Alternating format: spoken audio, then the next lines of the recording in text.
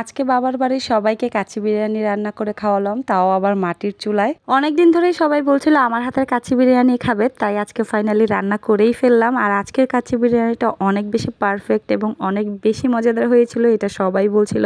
তো চলেন আপনাদের সাথেও আজকের এই কাচ্চি বিরিয়ানির রেসিপিটা শেয়ার করি। তো আজকে হচ্ছে আমি গরুর মাংস দিয়ে কাচ্চিটা রান্না করব। আপনারা চাইলে এখানে খাসির মাংস নিতে পারেন। আমি 1 কেজির মতো গরুর মাংস নিয়ে নিয়েছি। তারপর হচ্ছে গরুর মাংসটার মধ্যে আমি সব ধরনের মশলা দিয়ে দিব। এখানে স্বাদ মতো লবণ দিলাম, তারপর হচ্ছে এখানে আদা রসুন বাটা দিয়ে দিব। আর আজকে কোনো এক্সট্রা কোনো মশলাই দিব না, কারণ এই বাসায় আমার কোনো এক্সট্রা মশলাই ছিল না। তারপর কিছু গরম মশলা এখানে অ্যাড করে দিলাম। তারপর যেই কাচ্চি বিরিয়ানির প্যাকেট মশলাটা পাওয়া যায় সেটা হচ্ছে এখানে 1 প্যাকেটের মতো দিয়ে দিয়েছি। এখানে হচ্ছে আপনারা টক দই আর বাদাম বাটা অ্যাড করবেন। তো আমার হাতের কাছে হচ্ছে বাদাম বা টক দই কোনোটাই ছিল না, তাই হচ্ছে এই দুইটা আমি এখানে স্কিপ করেছি। আর আজকে জাস্ট এই কয়েকটা মশলা দিয়েই হচ্ছে কাচ্চিটা রান্না করেছিলাম, তাও সবাই অনেক বেশি ভালো বলেছিল, তাই আপনাদের সাথেও শেয়ার করছি। তো এখানে হচ্ছে আমি মাংসটা রান্না করে নিব। আর এখানে 2 চামচের মতো একটা পাতিলে তেল দিয়ে তারপর হচ্ছে মাংসটাকেও দিয়ে দিলাম। আর আমরা কিন্তু সবাই জানি কাচ্চি বিরিয়ানির মাংসটা হচ্ছে দমে রান্না করতে হয়, কিন্তু আমি সবসময় এভাবে মাংসটা আগে রান্না করে তারপরে হচ্ছে কাচ্চিটা রান্না করি, এতে করে মাংসটা পুড়ে যাওয়ার কোনো চান্স থাকে না। তবে আপনারা চাইলে এই টেকনিকটা ফলো করেও কিন্তু কাচ্চি রান্না করতে পারেন, আর টেস্টও কিন্তু একদমই পারফেক্ট হয়। তো এদিকে মাংসটা রান্না হতে হতে আমি এদিকে পেঁয়াজ বেরেস্তা করে নিচ্ছিলাম, আর ওদিকে মাংসটা একদমই সেদ্ধ করে নিব। তো এদিকে আমাদের পেঁয়াজ বেরেস্তা একদমই হয়ে গিয়েছে, উঠিয়ে একটা প্লেটে রেখে এখন হচ্ছে আমি এখানে কিছু আলু ভেজে নিয়েছিলাম। আলুগুলোকে হচ্ছে আমি একটু সেদ্ধ করে নিয়েছি। সেদ্ধ করে এখন হচ্ছে একটু লবণ আর হলুদ মেখে আমি এগুলাকে একটু হালকা ভেজে নিলাম।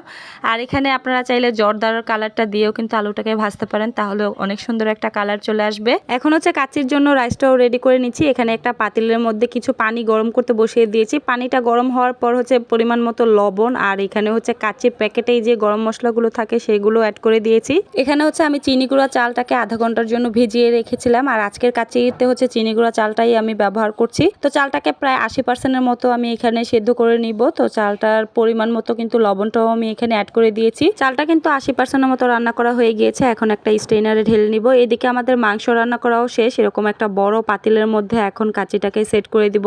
আর মাংসটা একটু ঝোল থাকা অবস্থাতেই আমি নামিয়ে নিয়েছি, যেন দমে বসানোর পর মাংসটা পুড়ে না যায়। এখন এই সবগুলো রাইস হচ্ছে আমি মাংসের উপরে একদম সমান করে সুন্দর করে হচ্ছে বিছিয়ে দিচ্ছি। এখন হচ্ছে যে আলুগুলো ভেজে রেখেছিলাম সেই আলুগুলো আমি দিয়ে দিচ্ছি, আর যা যা উপকরণ দেওয়ার এই পর্যায়ে হচ্ছে সবগুলো একটা একটা করে দিয়ে দিব।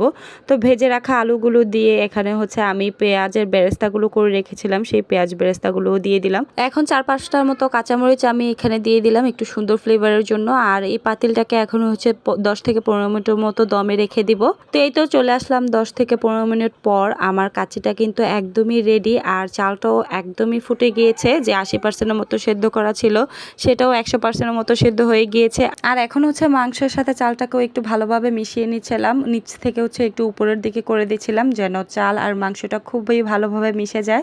আর এখানে একটু জর্দা কালার অ্যাড করলে একটু কালারফুল লাগতো, তবে আমার হাতের কাছে জর্দা কালারটা ছিল না, তাই এখানে দেইনি। তবে কালারফুল কিছু না খাওয়াটাই ভালো, আর এমনিতেও অনেক বেশি ভালো হয়েছিল। আর আপনাদের কাছে কেমন লাগলো আমার আজকের এই সহজ কাচ্চির রেসিপিটা? আর একদমই ঘরে থাকা কিছু উপকরণ দিয়েই কিন্তু আজকের এই রেসিপিটা তৈরি করেছি। তো আপনাদের কাছে কেমন লাগলো অবশ্যই কিন্তু আমাকে কমেন্টসে জানাবেন, আর ভালো লাগলে অবশ্যই আমার পেজটাকে ফলো দিয়ে দিবেন। তো আজকের মতো বিদায় নিচ্ছি, ভালো থাকবেন সবাই, আল্লাহ হাফেজ।